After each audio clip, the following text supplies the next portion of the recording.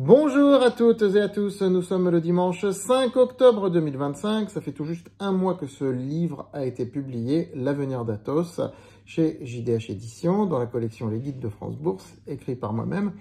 Et si je vous en parle, c'est pour vous dire que lorsque le livre a été publié, le titre Athos était autour de 38 €. Il y a tout juste un mois. Tout juste un mois, vous pouvez même constater dans le graphique que j'avais mis à l'époque. Athos venait de subir une correction suite donc aux problèmes politiques qu'il y avait eu en France, et ça s'est vraiment arrêté. Ça s'est vraiment arrêté à ce moment-là, puisque ça fait un mois maintenant, quasiment, que le Cornu a été nommé à Matignon. D'ailleurs, au moment où je vous parle, précisément, il n'y a toujours pas de gouvernement, mais visiblement ça arrive dans les heures qui viennent.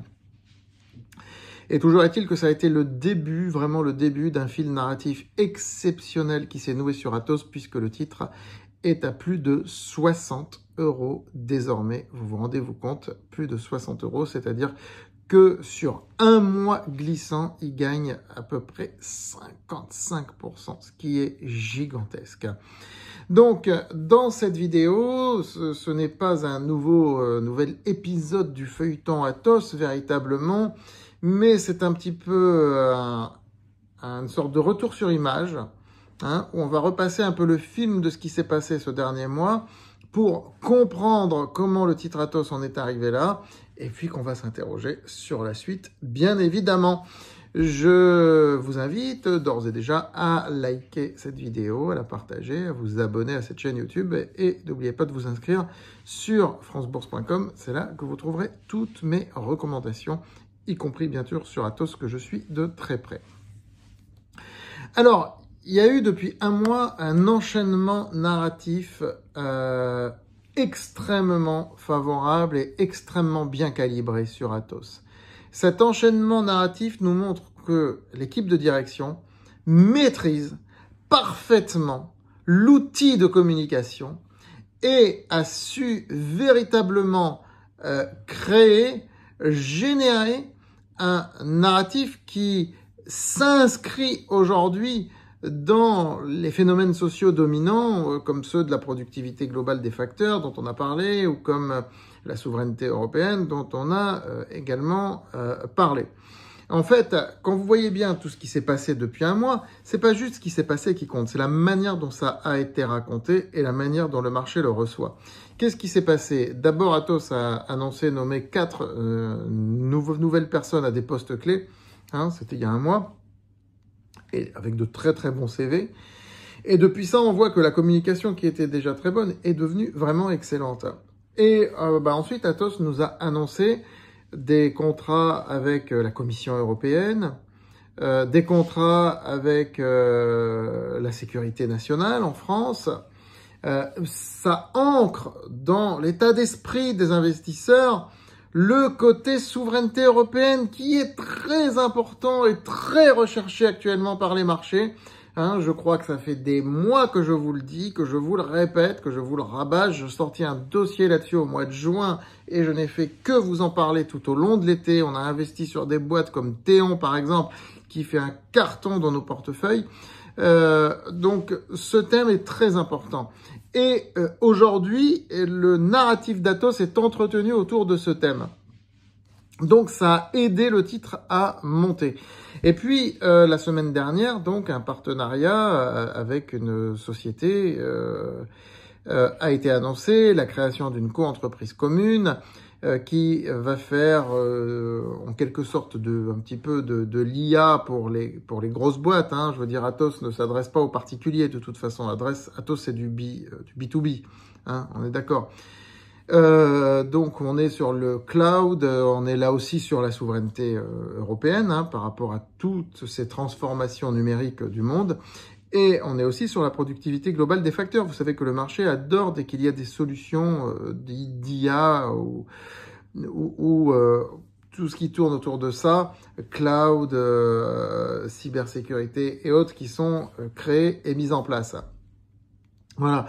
Donc, on est vraiment, Athos se positionne vraiment sur 2 thèmes majeurs aujourd'hui qui ont réussi, dans l'esprit des investisseurs, à faire oublier les déboires et le fait que ce soit une société en recovery. Elle est encore en recovery, hein, ne l'oublions pas. Les chiffres financiers aujourd'hui sont loin d'être mirobolants, même si on est dans une phase d'amélioration. Ils sont loin d'être mirobolants encore, mais le marché aujourd'hui l'a encapsulé véritablement dans les faits sociaux dominants. C'est une analyse sociologique pure que je vous fais sur Atos. Vous voyez, c'est une analyse sociologique pure. Le résultat ne s'est pas fait attendre. Regardez le graphique sur un mois. Comme vous le voyez, le titre progresse de manière très forte. Et si on voit sur 6 mois, eh bien, sur 6 mois, c'est encore peut-être même plus spectaculaire puisqu'on voit vraiment la jambe de hausse qu'il y a eu au cours du dernier mois. Et surtout, ce que vous voyez sur le graphique 6 mois, la bande bleue, c'est le cap des 1 milliard, de plus ou moins 1 milliard, 950 millions, 1 milliard 50, qui est un cap symbolique très fort et qui a vraiment été passé cette fois-ci. Et c'est là l'enseignement principal de ce qui s'est passé au cours des dernières séances sur Atos, c'est le franchissement de ce cap symbolique du milliard d'euros de capitalisation boursière qui permet désormais à des fonds pour lesquels Atos n'était pas éligible d'y être maintenant. Ce qui veut dire que la clientèle, entre guillemets, du titre Atos en bourse, c'est très largement élargi grâce à ça. Atos n'est plus réservé qu'à des fonds spéculatifs ou à des fonds small caps. Évidemment, ce ne sera pas les fonds mainstream qui investissent sur les valeurs du CAC ou du SBF, d'ailleurs Atos n'y est plus, mais ce sont des fonds qui vont s'intéresser à des valeurs intéressantes. Et il n'est pas exclu d'ailleurs que Atos fasse un retour dans des indices boursiers prochainement. Ce n'est pas exclu du tout. Voilà, et donc ça fait partie de la suite. Quelle suite envisager pour Atos? Eh bien, probablement des réintégrations d'indices, mais pas le CAC 40. Hein. Mais là, ça va dépendre on va dire, du parcours boursier du titre, de son maintien, de sa capacité de se maintenir au-dessus du milliard de capitalisation. Je vous rappelle que le milliard correspond, allez, gardez en tête 52 euros. C'est légèrement moins, c'est 51 et des poussières, mais gardez en tête 52 euros. Ayez ce chiffre en tête, 52 euros. Voilà, pour moi, le vrai support, il est là. Il est à 52. Les supports graphiques, c'est secondaire. Ça, c'est un support psychologique, sociologique majeur. En dessous, si le titre s'installe durablement en dessous, je parle pas s'il passe une séance en dessous, s'il s'installe durablement en dessous, les nouveaux fonds qui sont rentrés sur le titre seront obligés de vendre. Et là, ça peut effectivement générer une forte baisse sur le titre. C'est pas exclu, hein, ça dépend de ce qui sera annoncé. Bien sûr, les chiffres auront leur importance. Il ne faut pas que les chiffres déçoivent malgré tout. Je pense qu'aujourd'hui, ce n'est pas ce qui va être le plus scruté. En soi, ce qui va être scruté, c'est la trajectoire. Est-ce que Atos demeure dans la trajectoire de son plan Genesis, qui est expliqué dans ce livre, avec des objectifs très précis pour l'année 2028, qui ont de quoi surprendre, mais qui ne sont pas si surprenants quand on voit le parcours que vient de réaliser le titre Atos. Voilà, vous voyez, j'en parle. J'en parle ici, très exactement, dans ce chapitre qui s'appelle « Que peut espérer l'investisseur sur le cours de bourse ?» Voilà, oui, la hausse peut s'auto-entretenir. Il peut y avoir un trou d'air à un moment donné. Je vous dis, les 52 euros à peu près, c'est le seuil à pas passer en dessous durablement. Hein.